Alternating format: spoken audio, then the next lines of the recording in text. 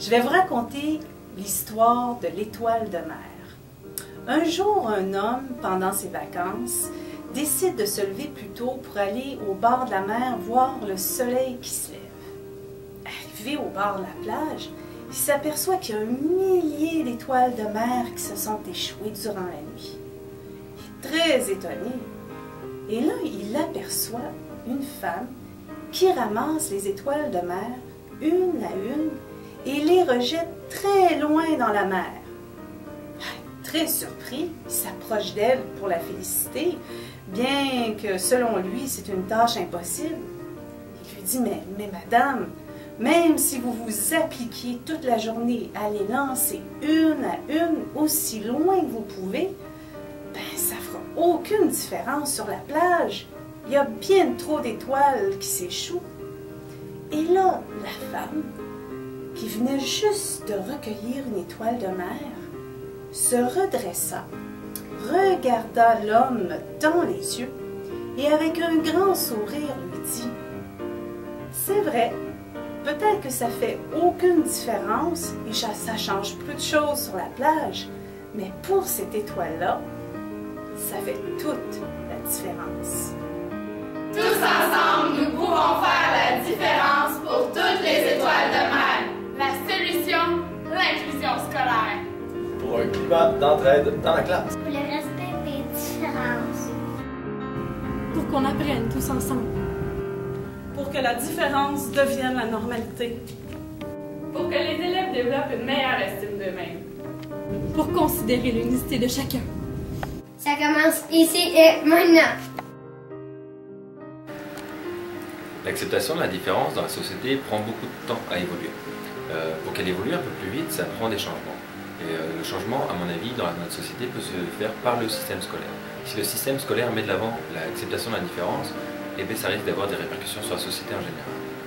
Actuellement, le système scolaire est un peu en équilibre, c'est-à-dire qu'il ne bouge pas, il n'évolue pas. Pour évoluer, il faut se mettre en déséquilibre, c'est-à-dire qu'il faut essayer de nouvelles choses. Ces nouvelles choses-là, ça peut être de nouvelles pédagogies, de nouvelles stratégies.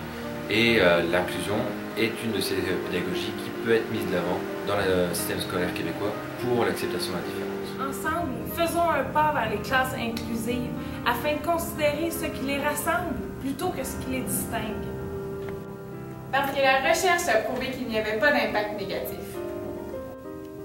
Parce que les élèves en difficulté d'adaptation ont besoin de bons modèles pour apprendre. Oui, numéro 15? Non, c'est pas la bonne réponse. Numéro 7? Oui! Attends un petit peu, numéro 2. Je reviens à toi. Non, parce que nos élèves ne sont pas des numéros. Parce que je ne suis pas un numéro. Oui, ça prend du temps. Non, c'est pas facile. Mais parce qu'ils méritent tous d'être heureux, donnons une chance à l'inclusion scolaire.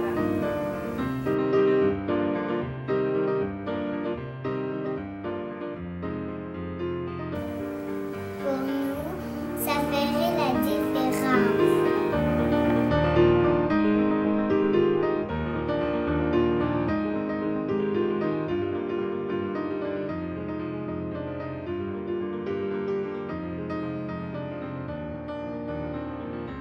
Alors, quand j'étais jeune, à l'école primaire, à 10 ans, donc, dans ma classe, en septembre, à un moment donné, on est arrivé, et au fond de la classe, il y avait un bureau différent des autres. Et on a fait la rencontre d'Audrey, qui est une jeune qui présente une déficience intellectuelle.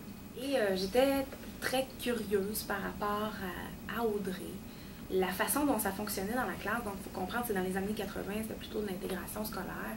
Donc, son bureau est en arrière, donc elle ne participait pas vraiment socialement avec nous autres, il y avait peu d'interaction, elle ne participait pas non plus aux activités de cours.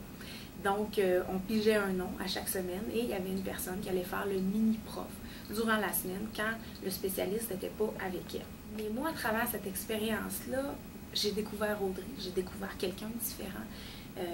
J'ai appris à entrer en relation avec quelqu'un de différent de moi, mais j'ai aussi surtout découvert que j'aimais aider. que j'avais ce goût-là de rencontrer des personnes qui avaient des besoins particuliers, que j'avais le goût de les aider. Et je sais que cette expérience-là a été déterminante dans ma vie parce qu'après, les choix que j'ai faits m'ont amené vers des projets, des activités où justement j'étais dans des contextes d'aide. L'inclusion scolaire, c'est aussi le vivre ensemble. C'est aussi rencontrer, découvrir, apprendre à connaître des gens qui sont différents de nous. Et en même temps, et c'est là la richesse, c'est d'apprendre aussi à se découvrir soi. Donc, je pense qu'il y a un potentiel vis-à-vis l'inclusion scolaire. Pour moi, c'est clair. Ceci dit, je pense que pour que ces rencontres-là soient positives, on a encore beaucoup d'efforts à faire, on a encore beaucoup de travail à faire dans le milieu scolaire. On a à chercher d'autres façons de comprendre les difficultés scolaires, d'autres façons de penser l'apprentissage, l'enseignement. L'inclusion. Je pense que de plus en plus de recherches démontrent que l'école, sans le vouloir, devient comme une cour de triage.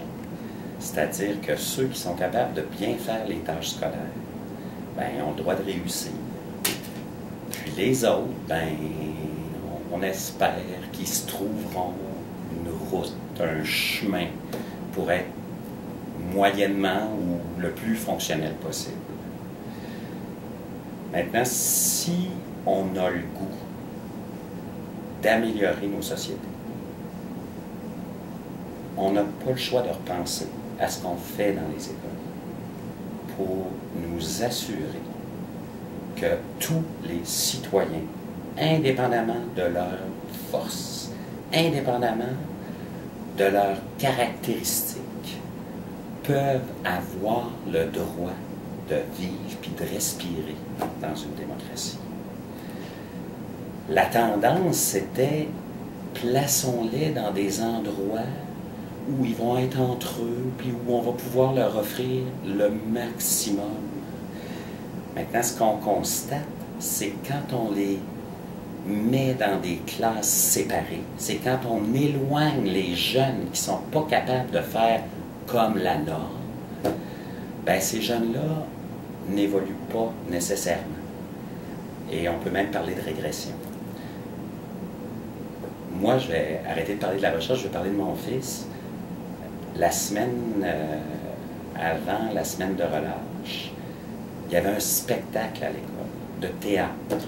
Et c'était uniquement pour les autistes.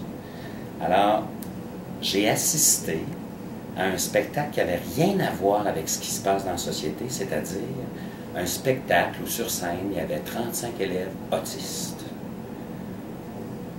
C'était presque pathétique parce que on se retrouvait avec une clientèle à part, puis on se trouvait à leur demander un peu moins parce qu'ils sont autistes. Cette semaine, il est dans une troupe de théâtre avec des élèves du régulier. Fait que je vais aller le voir, mais dans la salle, là, il va y avoir des parents d'enfants handicapés, des parents d'enfants pas handicapés, des parents d'enfants qui ont des difficultés, des parents d'enfants qui n'ont pas de difficultés. Puis tous, on va être là à apprécier une manifestation artistique qui a été faite par du monde qui ne sont pas toutes pareilles, mais qui apportent des forces différentes sur la scène. Puis je pense que c'est ça que la société québécoise veut. Elle veut permettre à tous ces jeunes d'apprendre à profiter des forces de l'un et de l'autre. Mais pour ça, il va falloir qu'on arrête de trier à l'école, puis il va falloir qu'on arrête de penser que tous les élèves doivent faire exactement la même chose en même temps. L'inclusion, c'est finalement créer un environnement où tout le monde peut progresser, apprendre, se développer grâce aux autres, puis avec les autres. Puis quand on va être convaincu que c'est ça la richesse d'une société, on n'aura plus de problème avec la différence.